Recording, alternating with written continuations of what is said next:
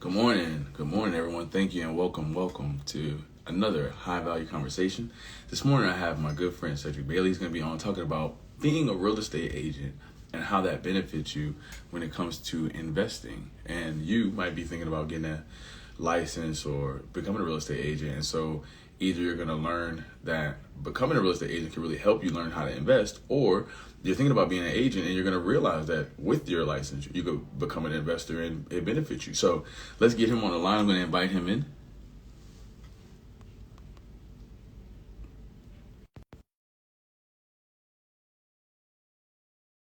Interested in getting a real estate license, wondering what it takes to become a real estate agent. If you're thinking about investing, so anything about his journey, my journey, what we've been doing as far as building wealth through real estate, what we've learned so far, I think it's going to be a great Hey man, conversation. what's going on, man? Hey, Cedric, how are you, sir? Doing good, doing good. How you How doing? are you, sir? Welcome. I'm excited to have this high Yeah, value yeah. conversation with you, my Should be a brother. good one, man. Yeah. No, it's definitely going to be. We're going to dive into some things that I think might be really interesting to people to find out in the background when it comes to being a real estate Yeah. agent, what it takes, how it benefits you. I think before I got into the business, the topic was a little mysterious. I've seen Yeah. people on billboards or on commercials or, in Yeah. advertising. I'm Yeah. like, wow, man, like being Yeah. a real estate agent. And it wasn't until I really got into it, I was like, wow, like there's a lot more benefits to being an agent than most people realize. When I started realizing that there were investors and people who were agents Yeah. at the Yeah. same time, and they weren't Definitely. two separate It's like categories. like for me, like becoming an agent while I'm an investor. I just always looked at it. Well, I'm gonna say, I guess I got the idea first from my mentor. Um, my mentor, he's a huge real estate investor. He's also an agent. He's a broker, so he's the one that kind of put the idea in my head of kind of just really trying to make money, multiple ways to make money on the front end and saving money on the back end by becoming an agent. So I was like, man, that sounds smart to me, so why not? So yeah. Yeah. Excellent. So look, what I love to do is I love to get like a nice hard hitting question out the way, kind of almost even the main topic. So let's start here. In your opinion, how does being a real estate agent And benefit you I as think an the investor? biggest benefit that I get from being an agent is I don't have to rely on anybody else to write up my contracts. Mm-hmm. I'm able to have access to all of the private, like here in Georgia, we have two systems. We have the MLS and FMLS, so I have access to those things that if you're not an agent, that you don't have access to those sites. You can pull up records of the houses, private information about the houses that's not listed on sites like Zillow and stuff like that. So um, outside of that, it's definitely when I purchase houses, if they're paying a commission, that commission comes to me now instead of going to somebody else. So I'm getting paid to buy a house that I'm also about to renovate and make money off. So, and on the back end, instead of paying that commission out, I'm saving 3%, on commission because I'm my own agent. So you saving on the back end and making money on the front end. So it just kind of made sense to me. Man, it's so Yeah, like a trifecta, yeah, almost yeah, yeah, quadruple factor, right? yeah, I get the better data, I get more information on how to contact the seller. I'm saving money when I sell because I don't need an yeah. agent. I'm making money when I buy. Like, man. So let me ask you this: do you need to have a real estate So license to you be able to don't be a real need estate it. investor? Like it's not a requirement. Wait, well, I see a little curl of smile there. Like, Yeah, like you don't need it, man. Like I know a lot of investors that that's in the same circle that I'm in, and a lot of them are not agents. But I also know another half of them that are agents because we have the same mentor. So it just kind of, to yeah. me, it just kind of makes sense to go ahead and get that license. And if you're going to be doing this, you might as well have access to the information. So it just kind of makes sense to me. Yeah. That's Yeah. definitely what I felt coming. I was like, oh, you don't need it, Yeah, but you might shit, want to get it. you might You want might want to it. get it. Like I said, though, it's not a requirement, man. Yeah, no, for Um, sure.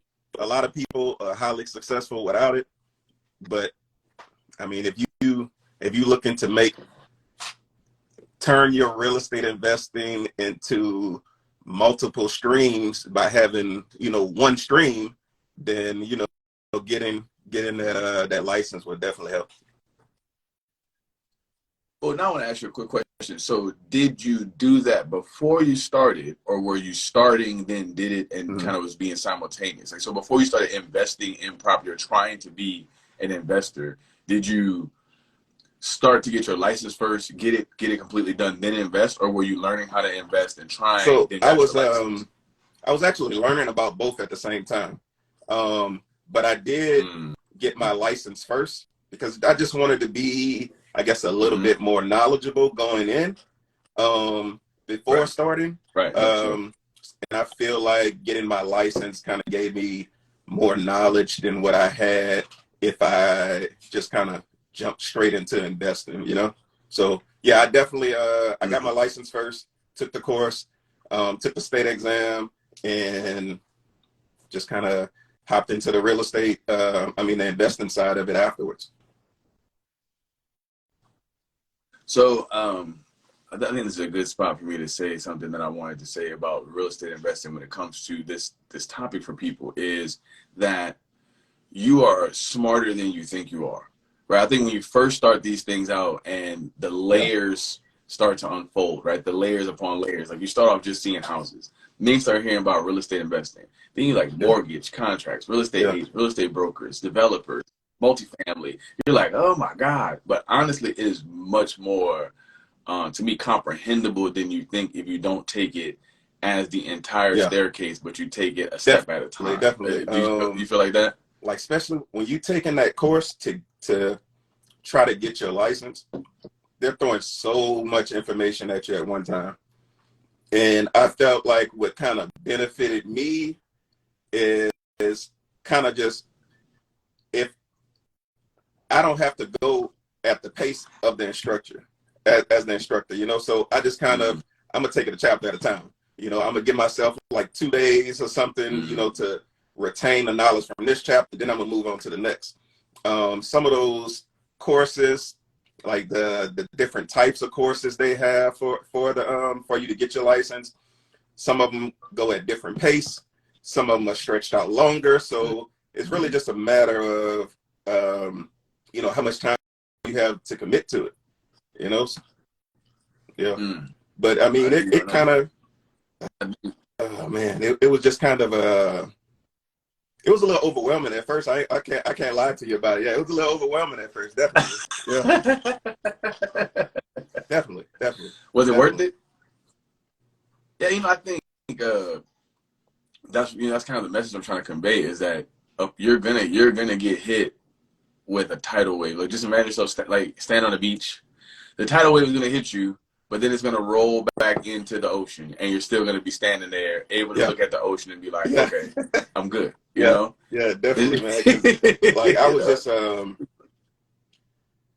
I guess like the whole time I'm taking the classes, like you nervous, you don't know if you know enough, and then you pass the class, and he's like, okay, now I have to go to the state exam that everybody's like, oh man, we failed 5 times, we failed 6 times.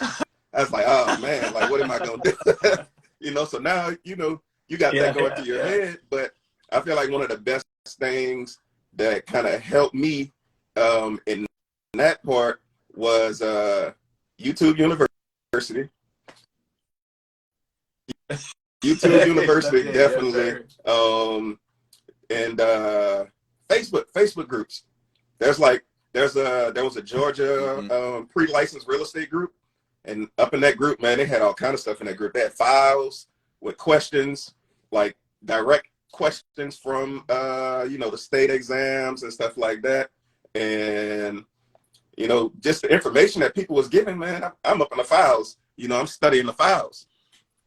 Just the questions that's on the test, so I'm just studying all of the questions. And I'm the type of person that's like, when I see something, especially if it's multiple choice, I'm gonna remember it. So yeah, man, that was probably one of the best things that kind of helped me with passing that state exam, though. I think what's great is like you're kind of doing the same thing here that group did for you. Like you're giving like information to people who maybe are, might have been on the fence about it. Like I think people who kind of are considering like, oh man, I want to be a real estate agent, or I want to get into real estate and stuff. So I thank you for being here and kind of just offering that same insight and open Yeah, yeah. hand to others that that you received when you were going through your journey. So let me ask you this: not so much about real estate being an agent. Mhm.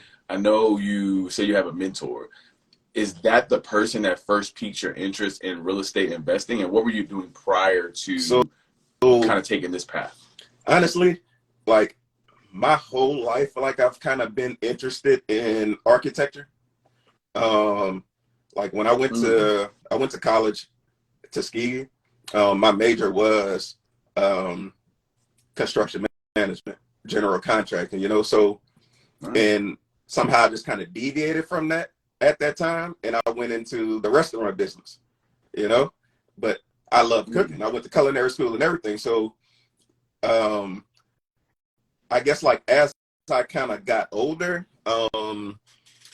it went from me cooking to me going into management. My passion is cooking, not necessarily the management part of it, Yeah. but just kind of move into that field. And management was like where the money was, so that kind of pushed me into that area. Then COVID came. When COVID came, a lot of the restaurant industry kind of they downsized. They got rid of a lot of management positions and stuff like that. So during that time, I'm kind of sitting at home and I'm like, like what can I do? I know I don't want to go back into the restaurant, business. And I want to have more, I want to own more of my time. So I had a cousin, and she's a real estate agent here as well. So I kind of reached out to her. I talked to her about it a little bit, about becoming an agent. Because like I said, like I've always watched the HGTV, flipping the houses and stuff like that. Like that was always on constant rotation, for me. So it's like I've always been into it. Then I found my mentor on Instagram, actually. Yeah. Started followed him for some months. And I was like, man, I feel like I could do this, so just kind of reached out to him, see what we can do. I joined his one-on-one mentorship program. And after that, I mean, it's just kind of, it's just kind of been taking off since, so yeah. Yeah.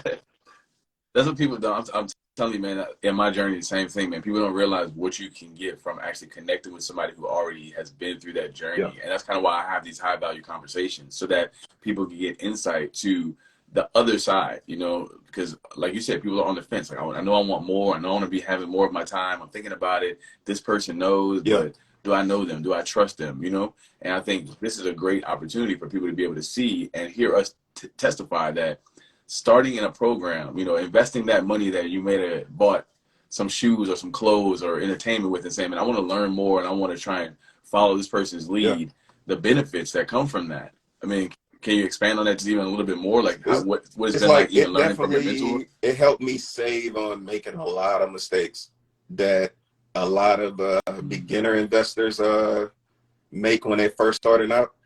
So I just kind of, I mean, he already had access to contractors, closing attorneys, stuff like that. And yeah, I was an agent, but at that time I was a new agent and a new investor all at the same time, so having him there and having his resources, especially starting out on my first rehab project, having him and his contacts for contractors for anything, that you needed, that was definitely a huge benefit, because finding good, reliable contractors can kind of be, it could be a task sometimes, So having him there and having him a phone call away, that definitely saved a lot of money and helped me not prevent as many mistakes that I probably would have. Man, I testify, brother. That's how I can say the same thing for me. Being able to, like you said, yeah, YouTube University, books and all the other stuff, but meeting the right people, connecting, that's why I have Yeah. my group Collective Success now. We are all about professionals being able to say, here, let's share skills, let's cooperate, and then also these high value conversations, bringing our knowledge to people who can do the same things we're doing. They just weren't able to given the access. They didn't have that door open for them. And that's why I always like enjoying asking my guests, so, what was your origin story? What was the point that, the pivot happened for you to get where we are now, And it's cool because we always are like, I mean, people don't know, like, man, we went to high school together. Yeah. We were in the band together. And, it's going to be our 20-year reunion this year for high school, and to look at where we are now having this conversation, I think it's so funny because there's a famous story about me and you getting into it. Yeah. On the me and you getting into it on the blacktop one day. As I was a drum major, you were sexually in a simple section, and us getting into it. But I mean, look at our bond now. Yeah. And like those moments make you stronger. And it's cool because there's a video that I post kind of often of me marching up as a drum major, and lo and behold, every time I post that video, I see you because you're right behind me. I'm right there. You're right behind me, So it's so cool, like, to be having this moment, but it's also so cool the journey that got us to this moment. That I hope that other people can find inspiration from and can also learn from. So I think a thing that is also important for people to know is I asked you originally about speaking about buying houses or how to get a house and buy a home, but you were like, I really want to talk about more so how my license benefits me as an investor. Because one thing I think that people don't realize in becoming a real estate agent, if you're not going to use it to be an investor, is that one, you're actually becoming a salesperson. So even though you go through all your courses and stuff, I didn't see in the real estate course how to be a good salesperson.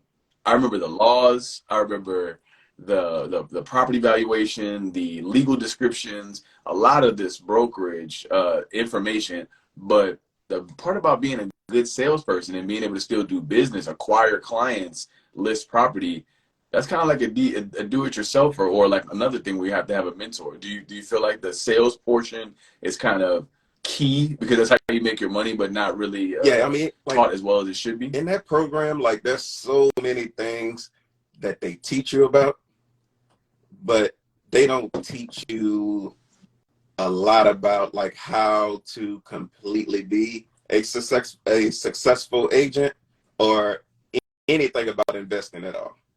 So having a network of other investors, or even just like I said, it's like I like to use my social media, which is something that I learned from my wife.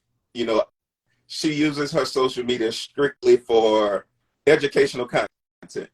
Like, she doesn't have a lot of friends that follow, but mainly on Instagram, so I kind of converted mine to strictly like real estate, different type of real estate,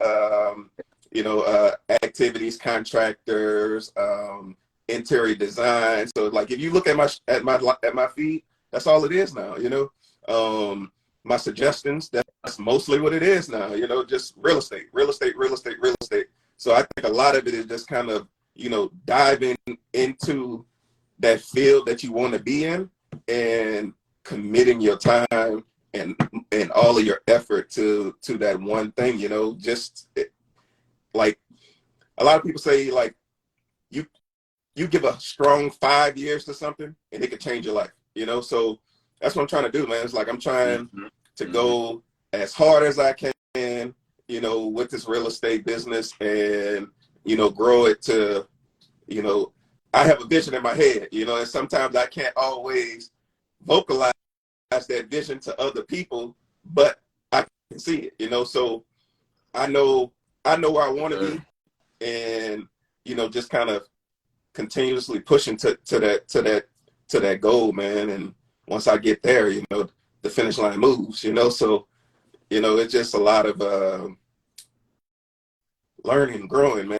And that's so much like information you can learn in this real estate business. And it's like there's a lot of different ways you can purchase houses.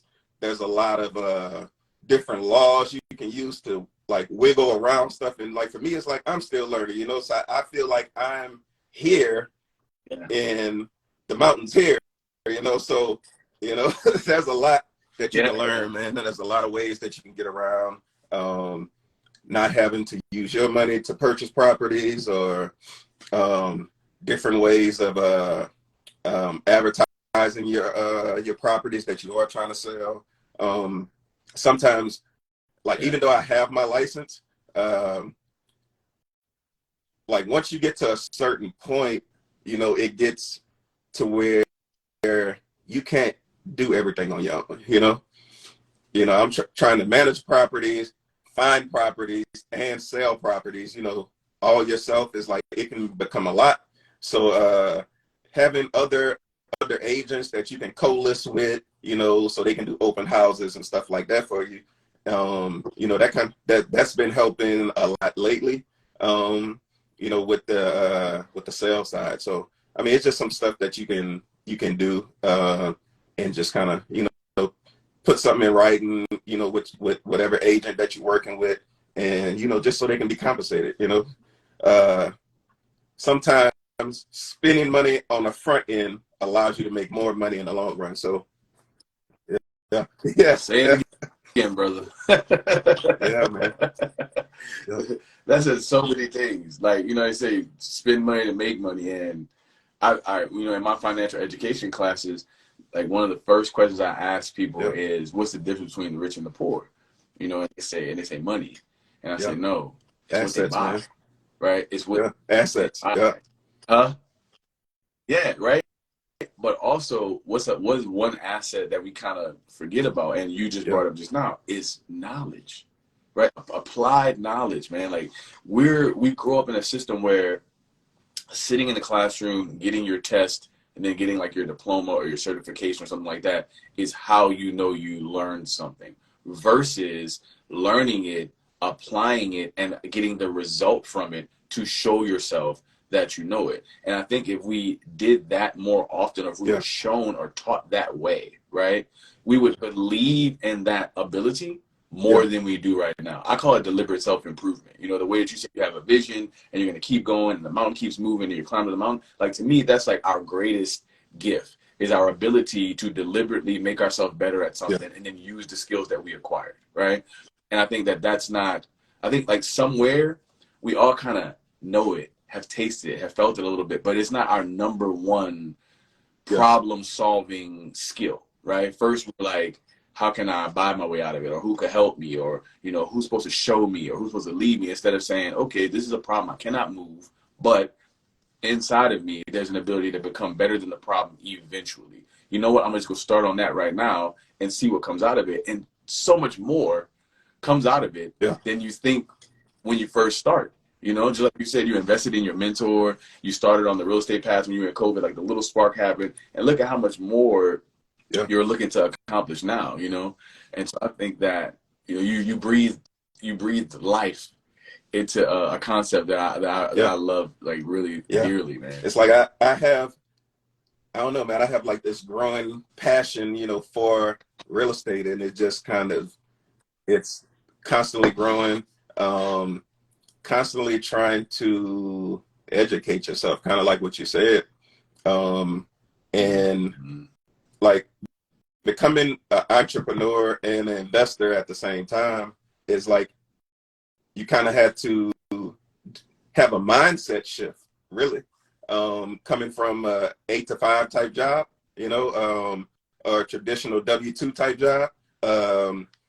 It was definitely a mindset, man. So like one of the things that kind of helped me shift my mindset is, like, I know a lot of people said rich dad, poor dad.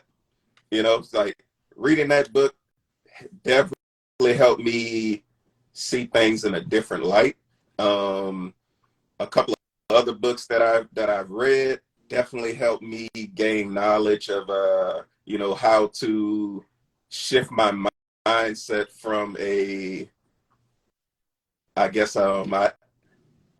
I can't do this type mindset to what do I need to get this done? Who can help me get this done? And like there's a book I read, I think it's called Who Not How. That's what you got? Yep. Yep. Yeah, this one, and we did not plan this. we did. This is just some great minds think alike, huh? That one definitely helped, man, because it just helps you. It's not, I guess, a matter of I can't do something, It's just it's teaching you that. Yeah, that's where collective success comes from, man. Like that's where collective success and these count. Like it's like, why am I not working with my friends to help my friends and my friends help me help others? It's like, well, like with the company that we have, I'm doing this with my brothers, and my brothers, my dad, and like I tell them, is like we all have networks, like we all have individual networks, and it's four or five of us, so that's 5 strong networks, that we have that we can reach, different people. We just have to reach out to those people and connect. And a lot of it is like we had people like when I first started, I initially reached out to you, on Messenger, and we started talking about it and stuff like that when I was actually about investing in New Orleans and stuff like that, so like just having those networks, and a lot of times you don't even realize that you have the people in your circle that you do have, so just realizing that, and just making it kind of making an effort to actually use the network. Yeah, man, it's definitely changed the mindset. It changed the game a lot, man. Yeah. Well, I mean, for me, again, like that's why I'm doing collective success, because I feel like the culture naturally is making us competitive when we don't have to be, right? And I don't mean like Black culture. I mean like pop culture, right? The way that it's always money, status, right? Like, so now we have to be in this situation where we're trying to figure out how to pass the next person without telling them how we're going to pass them. That's why I wrote Read Me or Stay Broke, because when I wrote Read Me or Stay Broke, I was like, how is it that this question just perplexed me, bro? How is it that we all can have the same thing and the majority of us be confused? Yeah.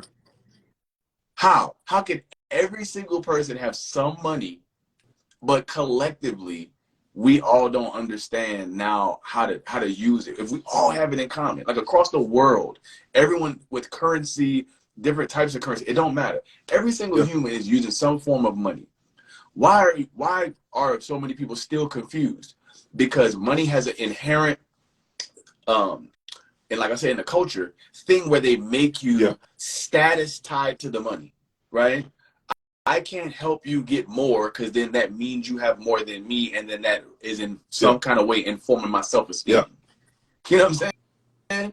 And then a lot of people, what I learned, was living off of that shadow wealth, right? The credit, the loans, right? So I couldn't really show you how to do what I was doing because I wasn't really doing it, right? And I didn't. I couldn't show you that I wasn't really doing it, And then I think also when it comes to kind of like celebrities and stuff, they have a lot of money, but they didn't make it the way that we're making it, right? So I was just trying to figure out how does like an average person be able to become financially successful? And I think that you said like Rich Dad Poor Dad first kind of sparked that switch in me, and it actually drew me to write Read Me or Stay Broke, because in Rich Dad Poor Dad, he's kind of like, I learned all this and I applied it already. So, if you could kind of apply it already at some point in your life, that's cool. Read Me or Stay Broke, I was like, how can I write something that's relatable, like to us? Like how can I write a person going through something as an adult and them solving that problem so you can follow the steps? You know what I mean? But I definitely was inspired by that book. You know, I think I read that, listened to that book on audiobook when I was like 17. Yeah. As a matter of fact, I remember my dad gave it to me, and I listened to it, and then right after it was over, I was like, all right, cool, I want some assets. And he was like, yeah, it don't work that way, but I'm glad you got the concept, you know? Yeah. You know what I mean?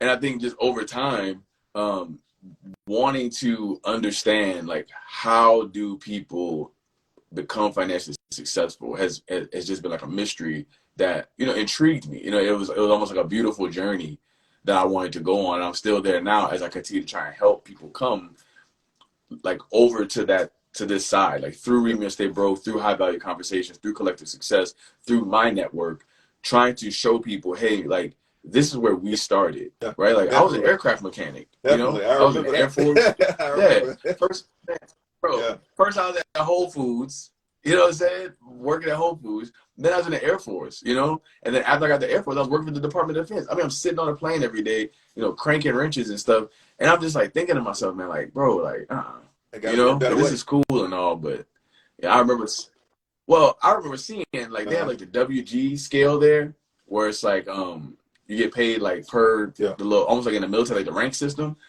And I was already like what's called like I think I was like a WG5, and in my position I could only go like a 6, and it was only like 52 Gs, and it was gonna be like that till I retired.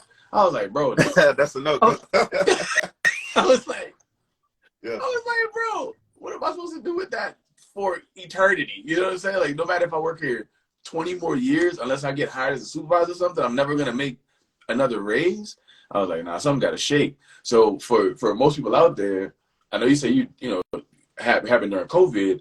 I also want to inspire people to realize you can do your plan A while you're doing your plan B. You know, I used to go in and you know, some of my friends, I gotta get one of my old coworkers out here one of these days. They'll tell you, like, I used to go in the airplane and listen to an audiobook, and I would work. Yeah. But I would like be learning, you know? Sometimes I would sneak my laptop in there. Like when I first started being a real estate investor, man, I'd sneak my laptop inside the airplane and I'd be looking at property. I'd be like, double trouble. Like I'm listening to an audiobook, I'm looking at some property, and I'm like cranking this wrench, bro. Yeah, man. Like man, I gotta get out of here. It's funny because you say that, because I do a lot of the same thing, man. Like even with the audiobooks, man, I have the subscription, you know, so I'm getting at least 8 books a month, you know, so it's just always I walk around with the AirPod in, and you know, I'm just audiobook. You know, it might be different topics. Some of it may be other people, you know, life stories and their journeys and stuff like that, man. But you know, it's just all knowledge that can benefit you, man. So like I can definitely relate to sitting on a job or doing another job while you still got real estate in your ear, you know. So like I said, man, it's just a part of like becoming consumed with the thing that you want, man. And a lot of it just kind of like if you sacrifice, you know, a year of sacrifice, you know, can pay off tremendously, man. So, but a lot of people don't have that discipline, you know, to. But even more so, like, let's talk about it for a second. Like, what are you really sacrificing if you like? Yeah. You really sometimes you're only sacrificing a habit. You know what I mean? Like you're not really. It's not like you're giving up a benefit for a lesser benefit or something like that. It's like you're giving up pleasure if you really think about it, for the ability to have some more future pleasure. If you really, you know. But it's like right now it's work versus pleasure, and I think that the definition of work is kind of twisted, you know what I mean? Because we go to work, which is an unpleasant experience sometimes, that we're being forced to be there, that because the word is similarly used over here to describe effortful behavior, that you give something that's going to be beneficial to you, deliberate self-improvement, something that's going to help you learn, grow, earn. Just because the word is the same, it gets the same energy. Like as it's almost like Usher, like You Remind Me song, you know? It's like You Remind Me. It's like because you go to work, when we say, hey man, you know, if you just put in some of the work, they're like, ugh. Oh man, like, work. And it's like, but do you realize I gotta call it something else, because that's why I said like deliberate self-improvement, or like, you know, collective. I call it something else because over here is a superpower. my thing is, why do you think your boss pays you for it? Right? He don't want to use his energy. He needs your energy because our ability to use our energy to accomplish things is so beautiful. I remember going to business school, and I think this might have been like where one of my switches happened. I remember going to business school while I was working on airplanes. I got out of the military and I started being working, and I'm like, man, bro, I need to figure out how I'm gonna level up. So I did my GI Bill to start going to college. So I'm like 26, man. You know, haven't been to college because I missed the whole like cool college experience that like a lot of people got to have. I missed it, man, because I started working right away, and then I got in the military because I didn't want to have student loan debt, you know. And so I missed all like but then I was 25, 26, and it was a crazy experience to like sit there with like 19 and 20-year-olds, but be like 26, like getting this knowledge and being like, man, y'all so grateful. Like you don't even understand like the stuff this man putting down right now and how you gonna need it, you know. I'm making A's. I remember we had to do a business law like fake trial thing. And I came in that day, shirt and tie, everything. Like I was like locked in, you know. And like some of the kids was laughing, like you was taking it too serious, you know. I'm like, nah, bro, like you don't understand. Like I'm locked in. You know what I mean? You just got like the highest just was grade on in the a class, you know, different level from what they was on. You know, you already had life experiences, you know, so you already seen what real life was. You know, they fresh out of high school, man. It's like coming straight out of high school, going to college, man. You still all you really realize is, man, I got freedom. You know, I can do what I want. You know, so you going later in life. Definitely, probably. I can definitely see that as a benefit. Yeah, bro. I used to go on lunch break. Like I had a business marketing class at this university that was across from the Air Force base that I worked at. Man, I used to go to marketing class on lunch break, dog, because I had a 1 hour course, I had a 1 hour lunch break, and I scheduled my class. That's how hard I had to grind. Cause you know, once you're old, you got kids, 9 to 5, you know, but you like you say you want that more. Like right now, I get up and go. Yeah, man, I be seeing you, man. At 4:30 in the morning. I don't know if I can do the 4:30 though. I be seeing you. But you know what's crazy is it's I my only available time. Yeah. You see what I mean? I have my kids, so I get them ready for school and stuff like that. And then like, shoot, we hopped on here at 8:30. It's only 9:07 right now, like in Central Time, right? So it's already going. I don't have the morning workout. I gotta say, okay, when can I do this before when's my uninterrupted time? Yeah. Like 4 to 6:30. So I gotta do something in there. And I honestly, I got that from this book. I can't remember what it's called. I think it's called The Morning Makeover or something like that. I want to give him his credit. I can't remember what it's called, but it's a really great book. And it talks about taking an hour earlier than you normally would get up and doing like 5 things for 10 minutes that get you in a habit. Like you exercise for 10 minutes, you journal for 10 minutes, you do affirmations for 10 minutes, you visualize for 10 minutes. I heard of that before. I definitely heard of that. Man, I don't remember where I heard of that, but I remember the concepts. Yeah. Yeah, you know what I mean? And so I started that probably like 4 or 5 years ago. I haven't stuck with that formula, but I remember that formula was what started helping me get up like in the morning to try it, you know? And now it's crazy though, because when I go to the gym at 4:30 in the morning, bro, there's people in I'm there. not by myself. You know what I mean? And like, you know what's crazy? It's a lot of older people too. Like they get it, you know? Like there's like 60-year-old ladies in there. There's like 50-year-old, like you can tell these people are trying to like get life, like more life. They want more energy for the day. They want more time. They want to be awake more, like alive more. They're on it. And I'm like, man, I don't think there's any other person in there that's like in their 30s, but there are a lot of people that's in there like in their 40s, 50s, 60s, you know, because they're like on it, man. They see that self-improvement, and I think a lot of them wish that they could get it earlier. I wanted to say to you though, on the high school tip, graduating, like I try to give Reading Stay Broke to like so many high school and college kids and work with you.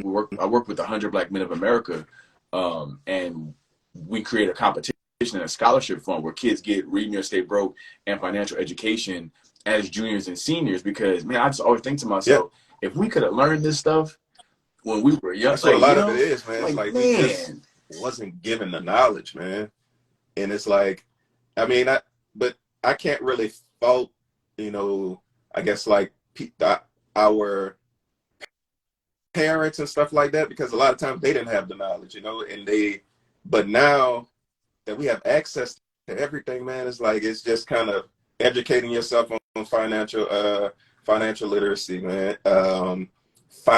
Figuring out how to buy assets, you know, I'm not one that really buy a whole lot of flashy things anyway, man. That just never was me. So the whole asset over liability thing, I was like, that just always made sense to me, you know? So, but yeah, man, it's just really a lot of having a knowledge, man, and of how to spend your money, how to save money, how to make your friend, money make money, you know? So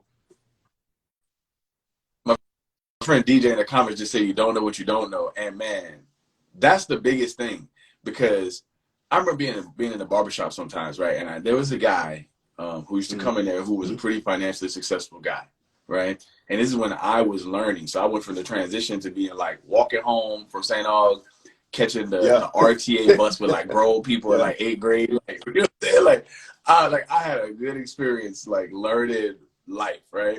This guy, you know, he always, so we're sitting in the barbershop one day, and I had made my transition. This is like when I'm older, like how I am now. But I had to transition from, New Orleans, 7th Ward, to real estate meetings, $25,000 a head, talking about multifamily property. So I made this journey that was so eye-opening and had nothing but layers of gratitude in there as I would go through these epiphany moments, like, wow.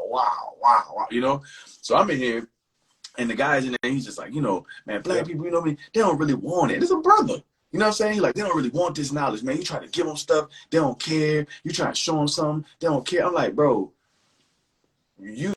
they don't know what you're talking about. It is.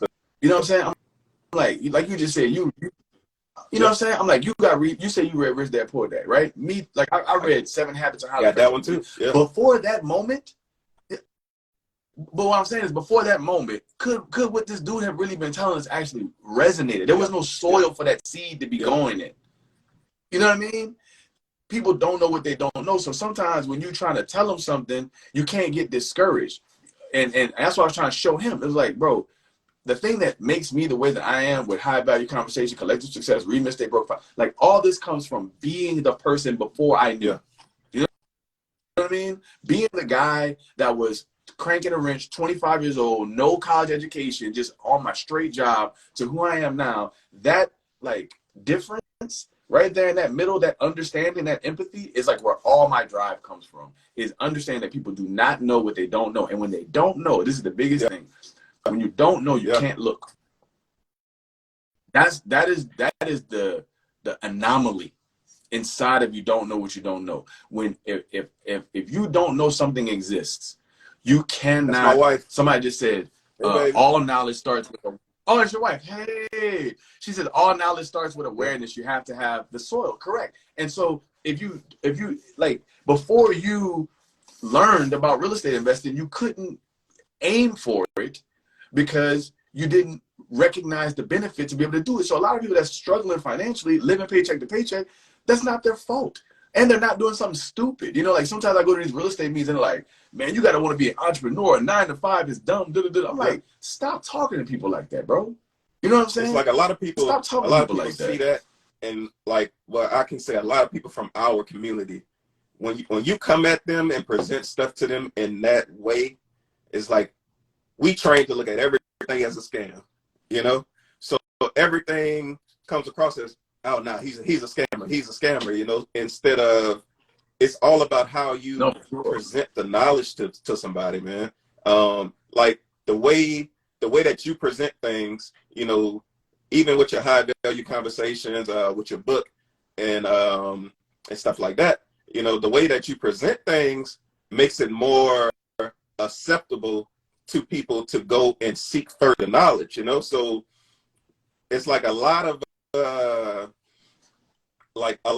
our prior generations, man, like our parents, grandparents, stuff like that, they didn't have access to social media. We didn't have the knowledge, or was given access to gaining assets, stuff like that. So we didn't have type of knowledge of how to build wealth, you know. And I think what I love now is just that our generations and the generations behind us, it's like a lot of us are locking in on growing wealth, generational wealth, and not just for like, I guess like now it's like people use it so much, like generational wealth is like a lot of people just use it, and it's kind of like it's a fad or something like that, you know. But I mean, it's something that our community like really needs to dive into, man. Like we're so behind when it comes to growing wealth, man. It's like we the only community that lost wealth during COVID. The Hispanic community doubled their wealth during COVID. They're predicting in 10 years that the black dollar would be down to zero, like zero wealth. We'll be negative in 10 years, you know. So growing our wealth and educating ourselves on how to gain assets, and like with real estate is just kind of like equity. You can own 5 properties, you know, and you have enough equity in those houses, you could be a millionaire. You know, you could have a network of $1 million, man, and not even know it, you know. So, and that's something that you can use, like that's buying power. If you have $1 million in equity, man, that's buying power that a lot of our community don't even realize, you know, that. I mean, the sad part about it is they don't even know the word equity or net worth. And that's where I started, bro. I started like, I don't care if it takes me to the end of my days, bro. That's where I'm starting at. I'm starting at the most difficult level. I'm attacking it at the bottom.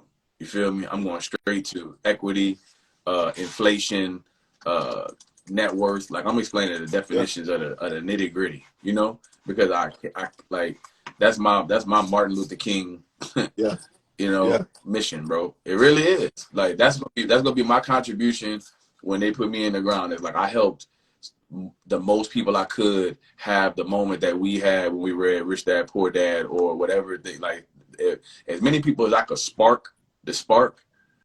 That's me. Like I'm, you know, everybody has like their business model and stuff like that, and I coach and I teach like a lot of systems and techniques. But I really love being more the awareness person.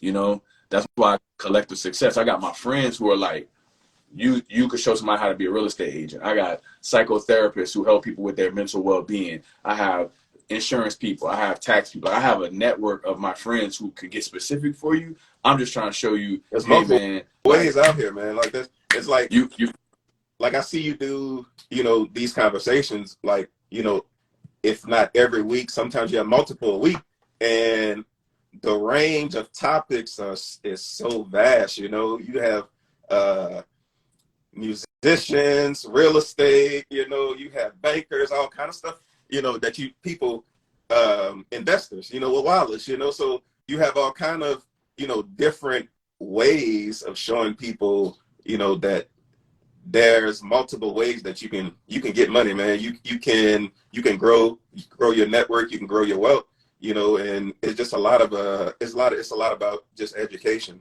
and a lot of people don't have it, man. And it's just a matter of us committing and, you know, being, I guess, like committed to just trying to push that topic and teach as many people as we can. Yeah, man. Like I feel like my goal, like at the core, is teaching like 2 things: financial education and deliberate self-improvement. Because when I try to think, all right, what do people want the most, right? They want to be happy and financially secure.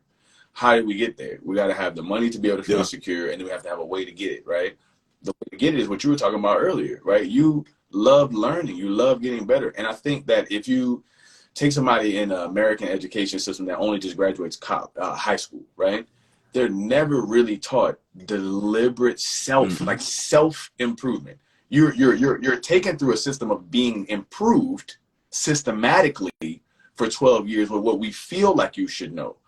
But where did any class be called self-development, self-growth, like your own psychology, how the brain works to be able to, like the skill that we're using with you right now, is also available for you to use deliberately on your own. Like, you're in control too. You can seek knowledge and intentionally make yourself better at something. That skill, I don't think is taught. And then on the other side, the financial skills are not taught. We're taught biology, algebra, reading, like I'm watching kids do calculus. This is all in case you may wind up going into one of those fields. This may spark you.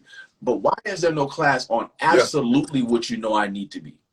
I have to be an eating, sheltered, transported, financially successful adult. Where is that class in 12th grade before I'm out here and I either go to college or I don't? You know, like, those two things. When I read Read Me or Stay Broke and I read Rich Dad Poor Dad, listening to when I was 17 years old, there's a part in each book that kind of sparked who I am. If you listen to 7 Habits of Highly Effective People, he talks about what is your center? Where's your center? And there's a part in there where he says some people have a center that's family, some people have a center that's money, but we all understand that money is important, but it's not the most important thing, right? And then he continues to talk about the mind and talk about character and stuff in that book. If you go over to Rich Dad Poor Dad, he says in that book, right in the beginning, he says, before you try to get rich, you should learn how to control yourself. If you don't know how to control yourself, then you're not going to be able to do any of the rest of the stuff I talk about. Both of them had the most important thing of the other book as one sentence in their book. And I was like, I have to be the meshing of the books. And so if you read Me or Stay Broke, the core message in that is to think for yourself.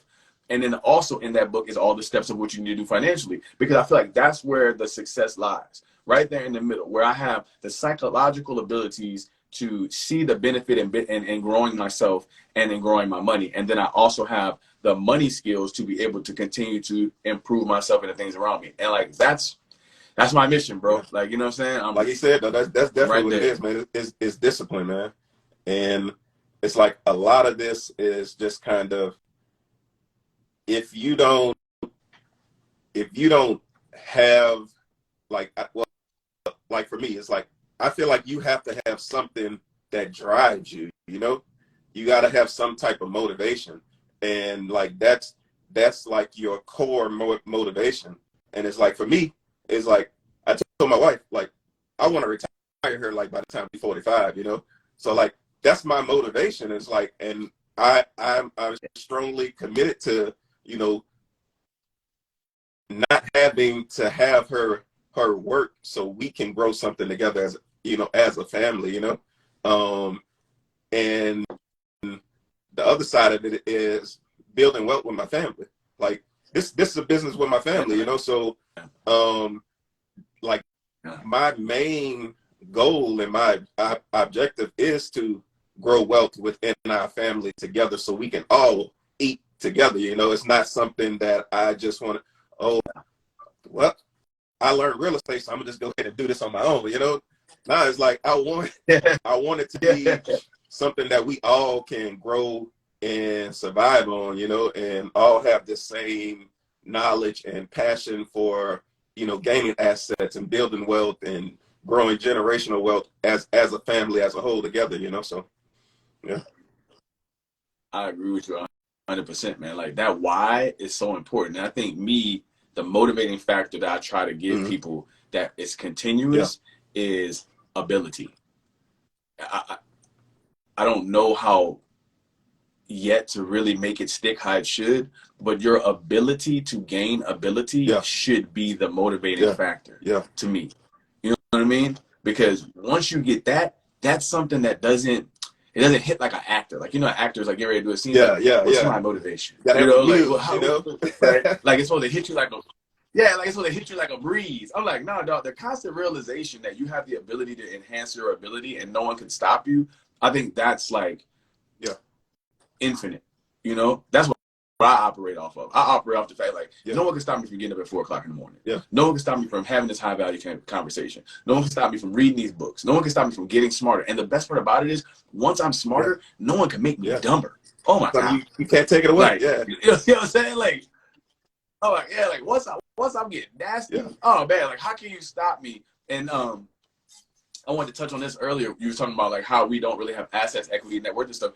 And Read Me or Stay Broke, I touch on financial discrimination, because that's, I feel like, the hidden thing that stops us from being able to succeed, right? We get low credit, we have high debt, and we have no savings. Like you're saying, the black dollar going to zero.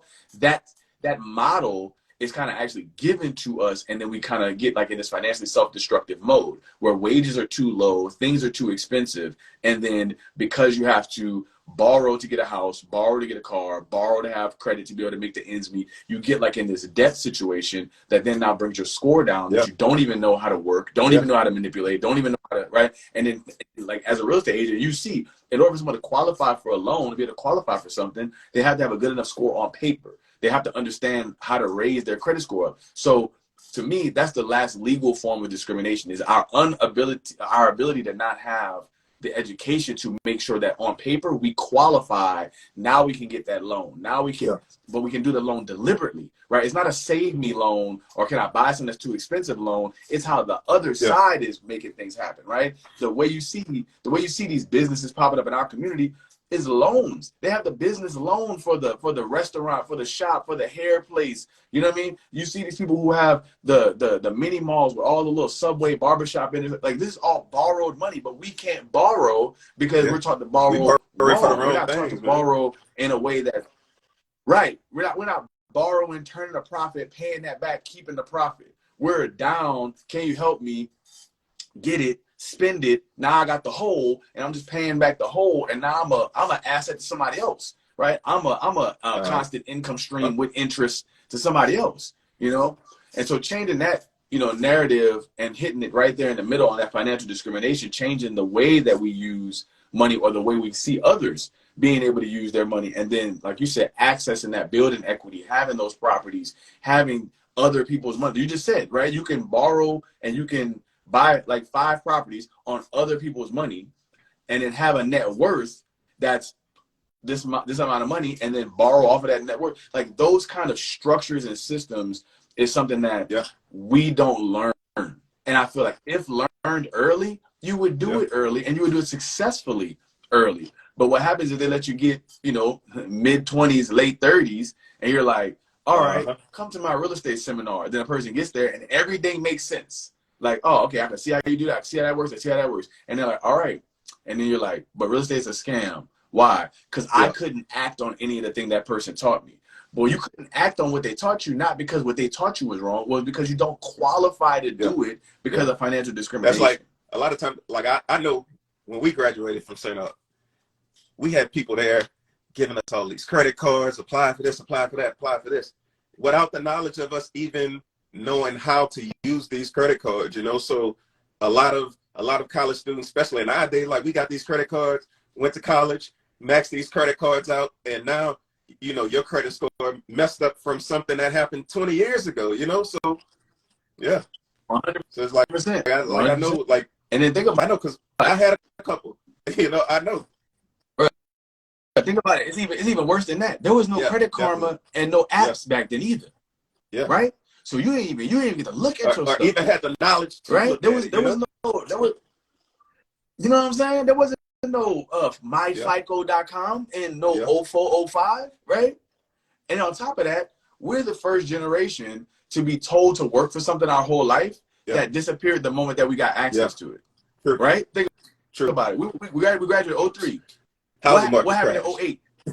Housing market crash. That's when I bought my house. The housing market, the economy was like, it blew up the economy. You know, like as soon as we got to safe, secure job ability, it was like, goodbye, safe, secure jobs. They're gone. You know, and that's why you see like so much of this generation now. Like, I wonder what's going to happen to this younger generation, because I'm trying to help them, because they're making a lot of money, but they're making money that's not repeatable, right? They're making this YouTube money, they're making this Instagram money, but they're not even realizing that they're app dependent.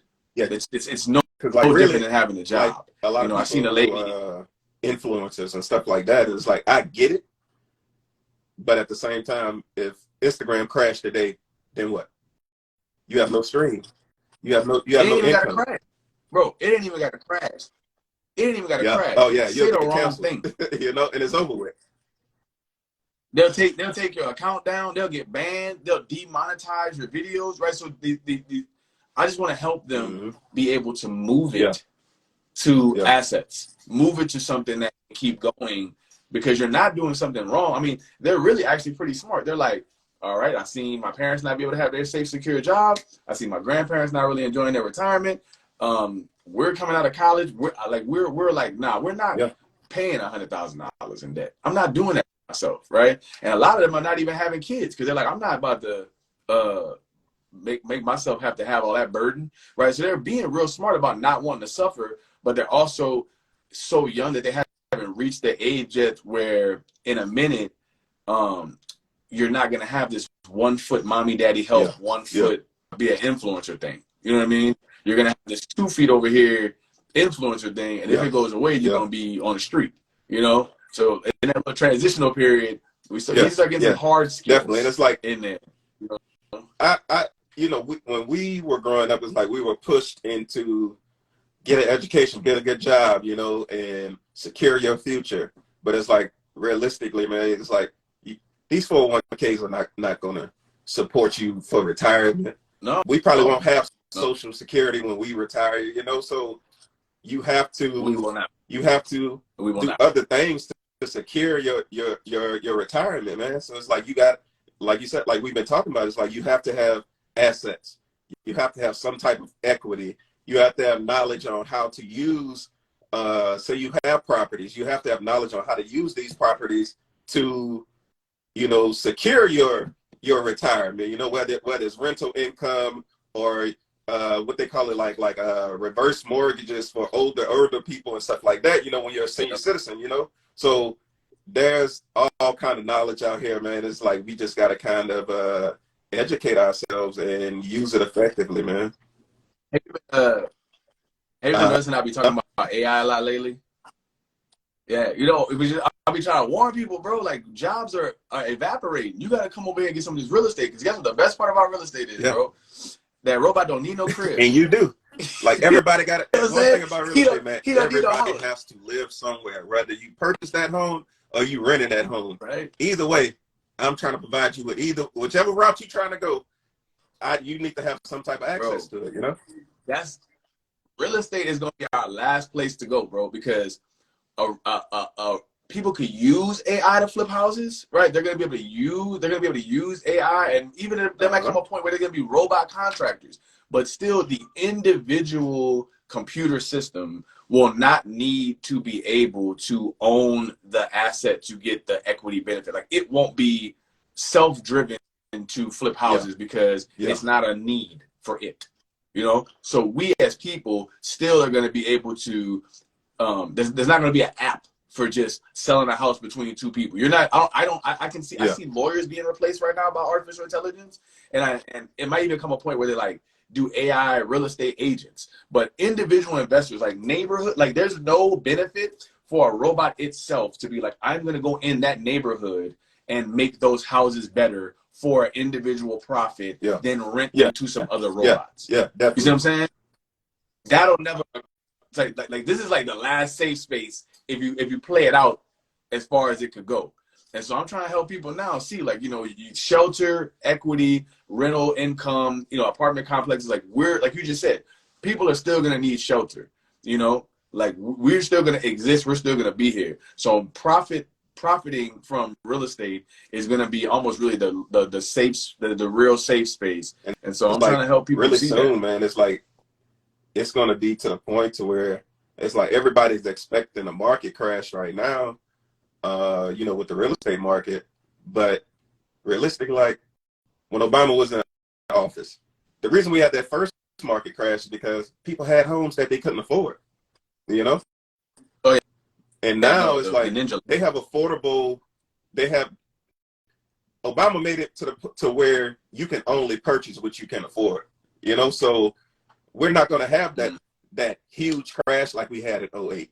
The home prices were like, we're still in a shortage. Like we don't have enough homes for people to, you know, for the amount of people that we have, you know? So, you know, with that being said, it's just kind of, people think that these housing prices are going to go down, but they're not.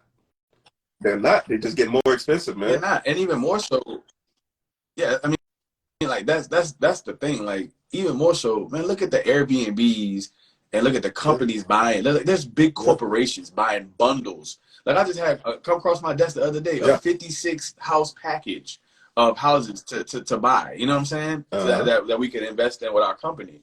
And we're competing with corporations looking to Yeah. buy that many houses at one time, right? And so there's also all these companies, like think of, like right now, people with Airbnbs are going to have to turn their Airbnbs back into regular long-term rentals because so many people on the internet selling Yeah. the Airbnb model, right? That there's an overflow of Airbnbs now, but not Yeah. Especially an right abundance now, of because rentals, right? People, with the high interest rates, a lot of investors that had properties prior to the rate hikes, all they can really do right now, because they can't sell the properties, they trying to convert them to Airbnb. So now that market's oversaturated. The rental market is it is. oversaturated, so, you know, I mean, the safest thing is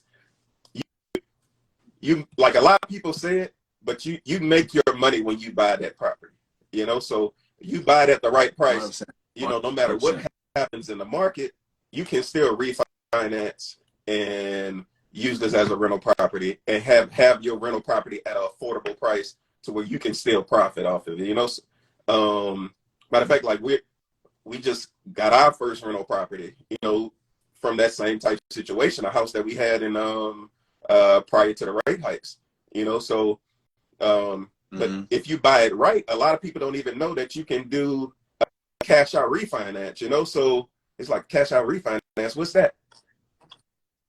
Yeah, people been people been talking about just like the Airbnb model, the big thing like in the real estate selling teaching world, Yeah. because I'm in that world where like online like coach like they teach Yeah. different models, like all the different types of investing and stuff. The Burr Yeah, method, yeah. the A lot of buy, people pushing that rehab, now too. refinance, like Yeah. they're cheap. Yeah, you know what I'm saying? That's the new trendy way to say it, But man, we got to do this again, brother. Like I want to go over some projects with you in the future. Let's talk. Let's help people like kind of go through getting a property, some of the numbers and things like that over in the Atlanta market. I want to get some more investors and people that want to work with you. I just thank you for being here this morning, man. We could go all day because I was getting turned up. Before I let you go, I tell you a funny story because on my mind earlier, right? You talked about wanting to do this with your family and not just being like over here like I'm the real estate guy. I don't want to help nobody, right? And we talked about listening to audiobooks, right? And we talk about being in a band. So I'm gonna tell you a story that has all three of those things in it. Remember Troy, right? So, like when I first started doing this, I'm talking about this is 2012, 11 time frame. I'm first listening to my first audiobook. It was called Millionaire Real Estate Investor. I'm listening to this book, and me, I'm the kind of person, dog. Like I'm a show love. So I'm thinking to myself, like, all right, I don't want to be, HNIC. I don't want to be like over here, like I know it. Like, I was like, I'm learning this stuff. When I get to the top, I don't want my friends to be like, man, why you ain't tell us, dog? You know what I mean? That's just that's already in my heart. I was like, bro, that's not how I roll. So I seen Troy like way back in like 2010, 2011, and I'm like, say, dog, this is what I'm learning, bro. Like, you might want to peep this out, right?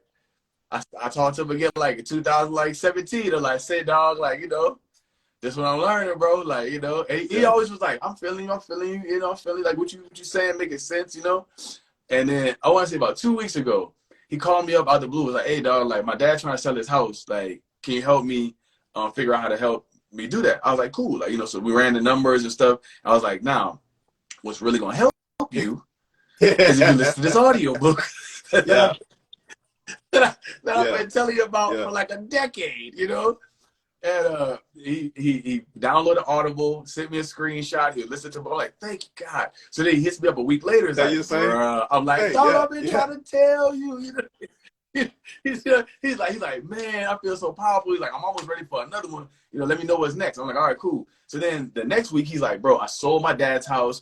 Dude took it on with all the liens and stuff that was on there. I knew what to say. I knew how to do it. And then he sent me a screenshot of the next book that I had sent him. I was like, real estate investors first. This book called Flip is second because it's same author, but they teach, one is just wholesaling and the other one is well, one is long-term rental strategy, like the basic how to become a millionaire, like you just said. Then the second one is how to do rehabs. And so he sent me a picture the other day of the rehab book that I sent him that he was already listening to.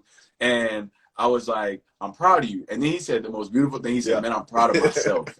You know? Yeah. You know? And Yeah. I was like, now that's what I'm talking about, man. Like, it'd be hard to give yourself that pat on the back sometimes, man. But yeah, just feeling that accomplishment, though. Yeah. Yeah, like I'm happy for him because now he sees what we're talking about right here, and that's all I want for people. Like I told you, like I chased that moment. I chased the moment where someone's like, "Bro, I see what you're saying now." You know, I applied it. I read your book, or I took your class, or you know, we had to sit down. You talked to me for like an hour. You gave me what to do, and I didn't go sit on that. I did it and come back and like, bro, the benefits, and I'm like, yes, that's what's up, you know, man. That's what's up, man. All right, my brother, man. Appreciate you, bro. I'm gonna invite you to collaborate on this so you can have it. And then, like I said, maybe in March, I'm doing some more, but I have some openings in March. I want to bring you back on, man. Let's do some property this time. Let's go over some deals. Let's help people kind of understand how this works. You know, we could definitely make it happen, man. Man, I'm trying to get in some of your clubs, man. Let me know. Yeah. All right, for sure. Yeah, definitely. Appreciate it, brother. All right, brother. Thank you, man. All right, man.